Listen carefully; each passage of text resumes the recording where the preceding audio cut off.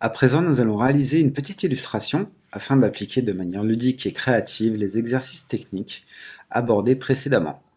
Nous aborderons toutes les étapes nécessaires pour obtenir le petit monstre que vous voyez à l'écran. Pour réaliser cette illustration, il faut d'ores et déjà ouvrir le modèle. Nous allons aller dans Fichier et faire Ouvrir. Nous allons choisir ce fichier exomonstre.ai. Ouvrir. Le fichier d'exemple se présente comme ceci. Nous sommes dans un carré blanc de 150 par 150 mm. Les traits que vous voyez au centre s'appellent des repères. Ils permettent de positionner votre élément dans un axe vertical symétrique. La première étape va être de créer un nouveau calque qu'on va superposer sur cet élément. Pour cela, nous allons dans la palette calque. On voit le modèle présent sur ce calque. Nous allons créer un nouveau calque sur lequel nous allons réaliser notre illustration. Pour créer un nouveau calque, nous allons sur cette icône, Nouveau calque. Vous pouvez nommer votre calque en double-cliquant sur le nom, Mon illustration, Entrée. L'utilisation des calques est bien pratique. Elle permet d'afficher, mais également de masquer les éléments, et ainsi toujours savoir dans quelle direction nous allons pour réaliser notre monstre. Vous pouvez également verrouiller la position de vos calques afin d'éviter toute mauvaise manipulation.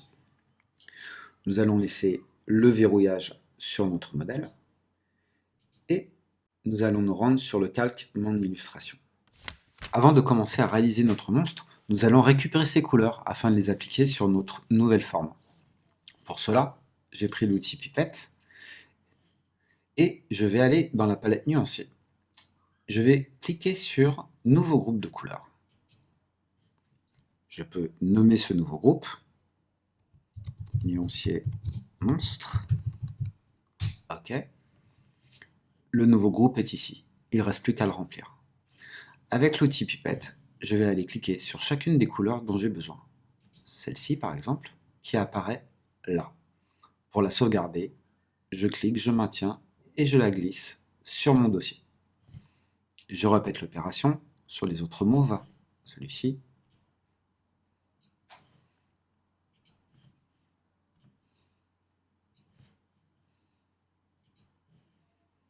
Toute la série des mauves. Je vais m'occuper des verts à présent, le vert foncé. Et enfin le vert clair. Et voilà, j'ai composé un nuancier monstre dédié à mon illustration. Commençons à présent à réaliser les formes géométriques de notre monstre. Il est important d'avoir le calque en visu afin de savoir où on se trouve. Mon calque modèle est bien verrouillé. Je suis sur le calque Mon illustration. Tout d'abord, avant d'appliquer les couleurs qu'on a déjà réalisées auparavant, déjà commencer à réaliser les tracés des formes.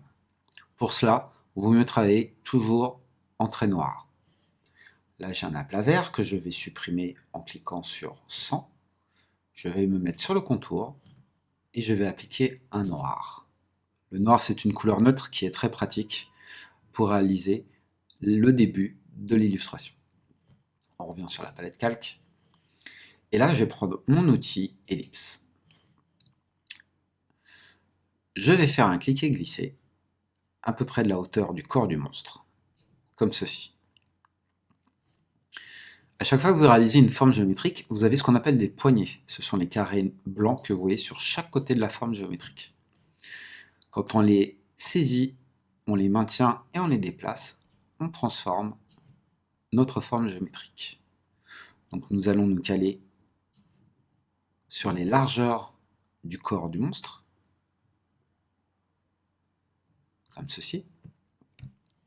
Et nous allons utiliser l'axe pour être bien au centre de notre monstre. Vous pouvez facilement aplatir les formes pour leur donner la forme exacte qui est souhaitée. À présent, nous allons prendre l'outil de sélection directe, ici.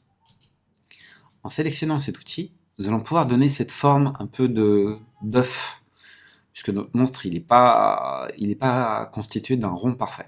Hein. Donc avec cet outil de sélection directe, on va pouvoir pointer sur les points d'ancrage, celui-ci par exemple, et en saisissant le point d'ancrage, on va pouvoir déformer l'objet. Là, je vais prendre celui de gauche, comme ceci. Voilà. Celui de droite. Voilà.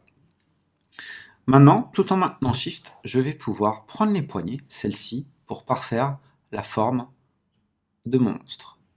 Et je glisse vers le bas, comme ceci.